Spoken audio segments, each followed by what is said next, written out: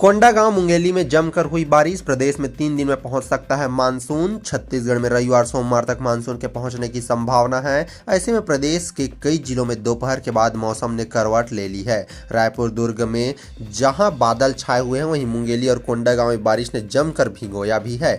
मुंगेली में pre monsoon ने दस्तक तो दे दी, इसके बाद लोगों को गर्मी से राहत मिल गई है। वहीं कुछ जिलों में बारिश का येलो अलर्ट भी जारी किया गया है। वहीं कोंडागांव में पिछले 1 घंटे से मूसलाधार पानी बरस रहा था। इस दौरान निर्माणाधीन प्राचीन राम मंदिर के गुंबद पर आकाशीय बिजली गिरने की भी वीडियो सामने आई है। हालांकि बिजली गिरने से कोई नुकसान नहीं पहुंचा है। वहीं मौसम विभाग का कहना है कि बस्तर में प्री मानसून की बारिश शुरू हो गई है। अगले 3 दिनों में यह बस्तर पहुंच सकता है। मौसम विभाग के मुताबिक पेंड्रा, बिलासपुर, रायगढ़, मुंगेली, कोरबा, जांजगीर, रायपुर, बलौदाबाजार, गरियाबंद, धमतरी, महासमुंद, दुर्ग, बालोद, बेमेतरा, कबीरधाम, राजनांदगांव, बस्तर, कोंडागांव, दंतेवाड़ा, सुकमा, कांकेर, बीजापुर और नारायणपुर जिले में हल्की सी मध्यम बारिश आज होने की संभावना है। बारिश के चलते पारा लुढ़क गया है और उमस से लोगों को राहत मिल रही है। चित्रकोट में बनेगा देश का सबसे बड़ा ग्लास ब्रिज। हवा में झूलते सैलानी निहारेंगे जलप्रपात। 6 महीने में बनकर तैयार होगा।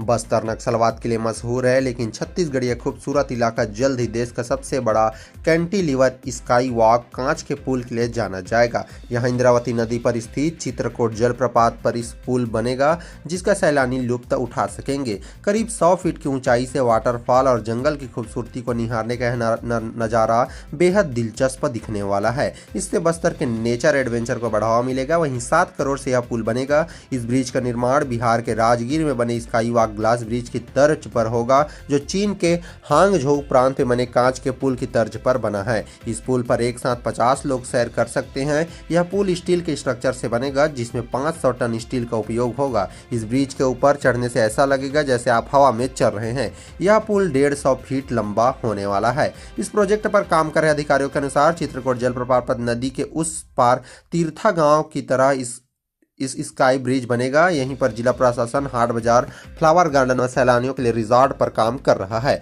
महेंद्र कंपनी का भी यहीं पर 25 एकड़ में रिजॉर्ट प्रस्तावित है। छत्तीसगढ़ के बीजापुर में सीआरपीएफ आईटीबीपी ने बनाया 200 मीटर लंबा रिवर रोपवे। 25 इंजीनियर्स ने 33 दिन में किया तैयार। अब नदी पार करने में नहीं होगी कोई दिक्कत। छत्तीसगढ़ में बीजापुर जिले के अंदरूनी गांव में चिंतावांगू नदी पर सीआरपीएफ और आईटीबीपी के जवानों ने रोपवे बनाया है। इससे बारिश के दिनों में जवानों और ग्रामीणों को नदी पार करने में कोई परेशानी नहीं होगी। वहीं पहली बार बस्तर के किसी गांव में सीआरपीएफ और आईटीबीपी के 22 इंजीनियर्स ने 33 दिन की कड़ी मेहनत से 200 मीटर का रोपवे तैयार किया है। 5 जून से इसे शुरू भी कर दिया गया है। वहीं दरअसल बीजापुर जिले के पामेड़ इलाका नक्सलियों का गढ़ माना जाता है। यहाँ नदी नालों पर पुल पुलिया का निर्माण किसी चुनौती से कम नहीं। इलाके में खोले गए सुरक्षा बलों के कैंप की वजह से कुछ सुविधाएं अंदरूनी गांव तक पहुंच रही है, लेकिन कई इलाके ऐसे हैं जहां आज भी विकास कोसों दूर है। पामेड़ की चिंतावांगू नदी बारिश के दिनों में काफी उफान पर होती है। नदी पार कर दर्जनों गांव का संपर्क टूट जाता है। ऐसे में उस इलाके में आपात स्थिति में सेवाएं पहुंच नहीं पाती। जरूरत का सामान लेने किसी बीमार को अस्पताल ले जाने में काफी परेशानी होती है। वहीं नदी के दूसरी तरफ सुरक्षा बलों का कैंप है, जो 200 मीटर लंबा रोपवे के माध्यम से जुड़ गया है। छत्तीसगढ़ में सरकारी कीमत बढ़ने के बाद रजिस्ट्री हो रही है कम। अफसरों को उम्मीद है कि चुनाव खत्म होने के बाद अब छूट बढ़ेगी संख्या। वहीं 1 अप्रैल से 30% की छूट खत्म होने से बढ़ा है खर्चा। जमीन की सरकारी कीमत पर पिछले 5 साल से 30% की छूट मिल रही थी। 1 अप्रैल से इस छूट के खत्म होने के बाद रजिस्ट्री होने की संख्या गिरकर आधे से भी कम हो गई। अप्रैल के पहले तक हर दिन औसतन 250 रजिस्ट्री होती थी, लेकिन अभी एक दिन में 100 रजिस्ट्री भी नहीं हो रही है। रजिस्ट्री में गिरावट को लेकर पंजीयन दफ्तर के अफसरों के साथ ही जमीन का कारोबार करने वाले भी खासे परेशान हैं। फिलहाल उन्हें अब उम्मीद है कि लोकसभा चुनाव खत्म होने के बाद इसमें तेजी आएगी। अभी आचार संहिता की वजह से भी रायपुर में कैश फ्लो रुक गया था। वहीं बड़ी रकम आने ले जाने में लोग डर रहे थे। रायपुर पंजीयन दफ्तर में मिली जानकारी के अनुसार अप्रैल 2023 में 3610 रजिस्ट्री से 43,150 लाख रुपए मिले थे, लेकिन अप्रैल 2024 में 3,259 रजिस्ट्री ही हुई है। हालांकि कलेक्टर गाइडलाइन में जब तक छूट थी, हर साल रजिस्ट्री और उसमें होने वाली आय बढ़ती ही गई थी, लेकिन अब इसमें कमी नजर आ रही है। 20 लाख के गांजा के साथ 3 आरोपी गिरफ्तार। तस्करी करने खरीदी 5 गाड़ियां, कोयला और सब्जी के नीचे छिपा कर लाता था गांजा। दुर्ग जिले के क्राइम टीम ने जामुल थाना क्षेत्र में गुरुवार सुबह 1.5 क्विंटल गांजा के साथ 3 आरोपियों को गिरफ्तार किया है।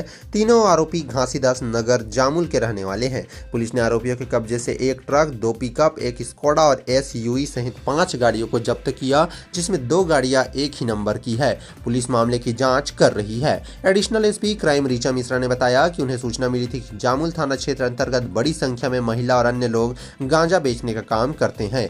SP दुर्ग के निर्देश पर उन्होंने टीम को इसमें लगाया और जांच के दौरान पता चला कि जामुल में घासीदास नगर जय स्तंभ के पास रहने वाले दिनेश डहरिया उर्फ सोनी अपने मोहल्ले के रहने वाले साथी शिव कुमार टंडन और खिलावन यादव के साथ मिलकर कई सालों से गांजा तस्करी का काम करता था। वहीं इन लोगों को गांजा सप्लाई करता है।